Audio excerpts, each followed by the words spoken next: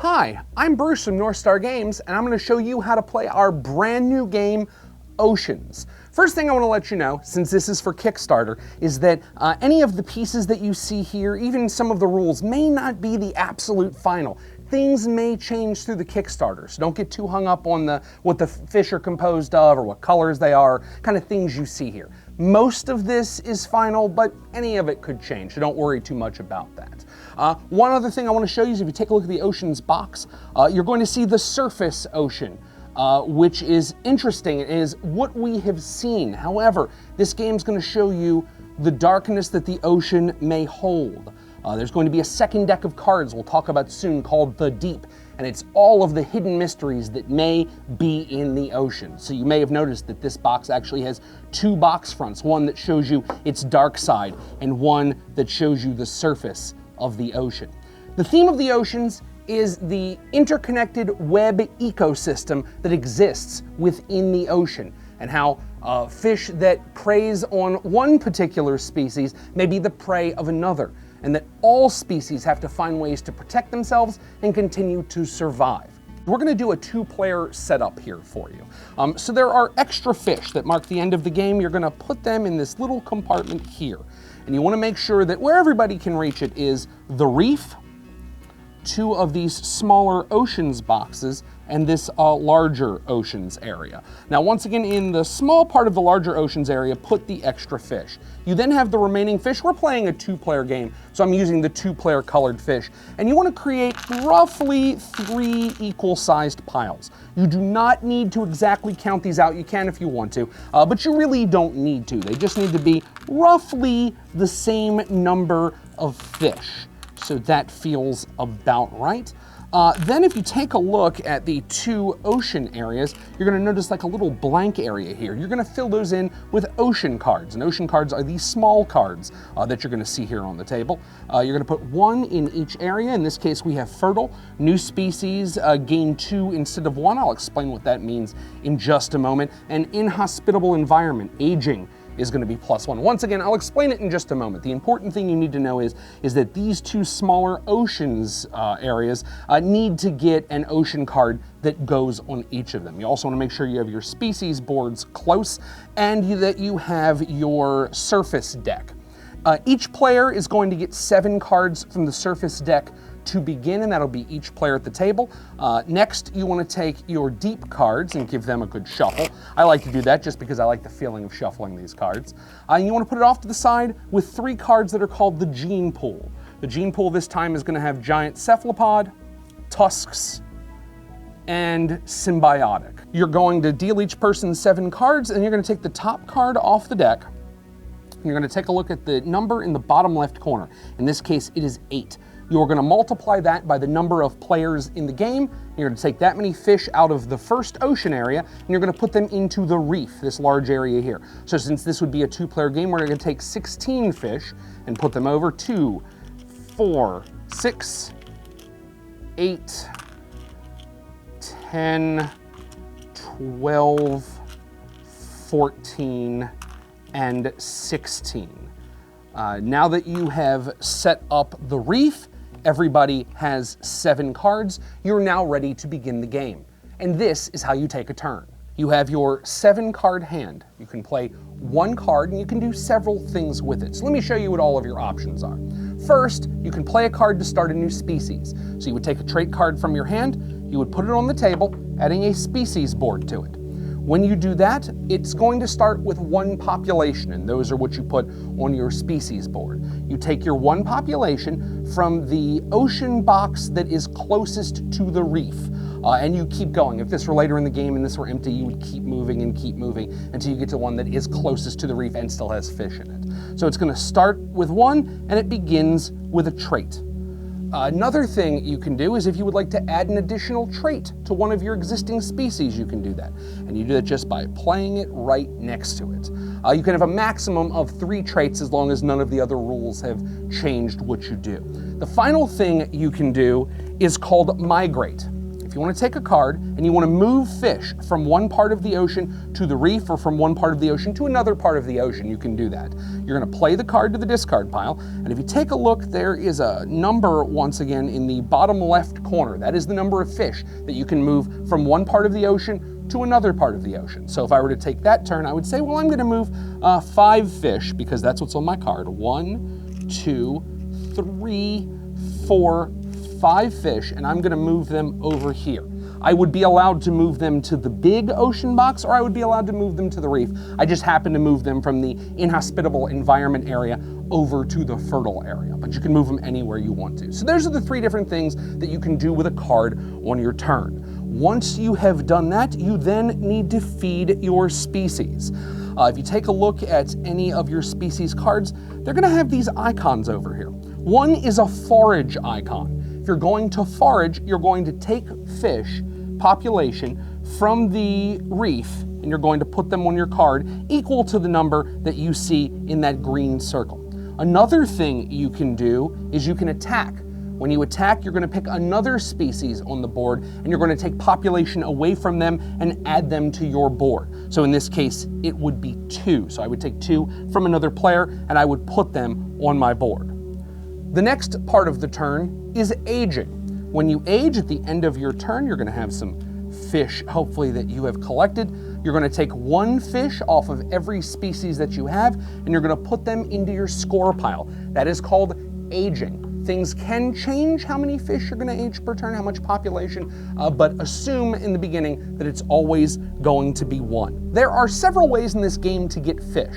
I've already explained foraging and attacking. There is a 3rd icon on the card, and it is this blue icon here that is gaining. There are several cards in the game that will let you know how to gain fish, and gain is not foraging or attacking. So if a card says you get a bonus if something attacks, or there's a bonus if something forages, you don't get those because you've gained them. But that's what the blue icon is gaining cards, and you can do that with cards like Shark Cleaner and Whale Cleaner. Next is extinction. If at any point at the end of your turn, you have a species that has absolutely no population left, they're going to go extinct. So you're going to take their board and their card, put them both in the discard pile. Finally, you're going to draw cards. First, you look over at the deep. You can draw 1 deep card per turn if you'd like. So I would look over, I have Symbiotic, Tusks, and Giant Cephalopod. Let's just grab Giant Cephalopod, that seems like fun. So I can grab any of the cards that are visible. If I do, I add it to my hand, and then I add a new card to the board. There is a second way I can draw cards from the deep, which is hidden. If I draw hidden cards from the deep, I'm going to draw 3 deep cards. I'm going to look at them. I pick 1 that will go in my hand, and then I take the other 2, and I cover 2 of the cards on the board with them. So those are 2 ways that you can get deep cards. You can draw a maximum of 1 deep card per turn. Once you've either decided to draw a deep card or not draw a deep card, fill the rest of your hand back up to 7. So I have 1, 2, 3, 4, 5 cards. I would draw 2 cards from the surface pile, and that would be the end of my turn, and the next person would begin play. I'm going to go through an explanation of all the cards that are in the surface. So anytime you see this black background, it means it's a defensive card. So if you're going to attack that particular species, the black cards will be on the board to help you know that maybe there's defenses you have to worry about. The first card is Apex Predator. It cannot be attacked by a species with an attack less than 3. And if you notice, it also has a 3 attack. And where the forage icon is, there's nothing there because you cannot forage. When you attack for 3, you will take 3 species. In this game, anytime you attack, you take up to your attack value. The next card is Speed. Speed, rather than giving you a forage and an attack of 1, gives you a forage and an attack of 2. There's also this little icon in the middle of this, tortoise shell. That is protection. So if someone attacks you, they're going to get 2 less food when they do it. So once again, that's going to give you an attack of 2 and a defense of 2. The next card to show you is Inking. Inking gives you a defense of 3, and it has this fun little icon here. Whenever you see it, it means you can play another card with that same icon. So if you were at the part of the game before the Cambrian explosion and you've played 1 card, it will let you play a second card. If the Cambrian explosion is hit and you've played 2 cards, it will let you play a 3rd. Next is Transparent. It has that same icon. In transparent, you cannot be attacked if there's population in the reef. And it's that simple. If there's any population in the reef area, your particular species cannot be attacked. The next defensive card is schooling. You cannot be attacked or leached when this species has 4 or more population. It represents fish that school together and are able to kind of create a cloud, so you don't really know how to attack them once they're all together and there is enough of them to make this cloud. It also has that icon. The next card I'm going to show you is Tentacled. We're moving into our offensive traits. They are white, so it means whenever you attack, you don't really need to worry about them. Tentacled lets you make an additional feed action. So if you've done something with one of your species and you fed, Tentacled just lets you feed again. Next we have Filter Feeder. Filter Feeder, you cannot attack anyone, but when you feed and whenever you're going to forage, you forage from the reef, you get to take 5 at a time, which is just a super cool thing to do and lets you get food really easily. You can also store 1 extra population on the first 3 spaces of the species board, so it's harder for you to overpopulate and lose those extra fish. Next is the Whale Cleaner. This is one of the cards that lets you gain fish. For a whale cleaner, whenever a species forages for 3 or more, you gain 2 if you're the closest to the whale cleaner. In oceans, everything moves in a circle around the table. So you might be able to help yourself with a whale cleaner, or someone else at the table might have a big filter feeder or a big whale that's able to forage, and you could also gain from that. As well as the whale cleaner, there is the shark cleaner.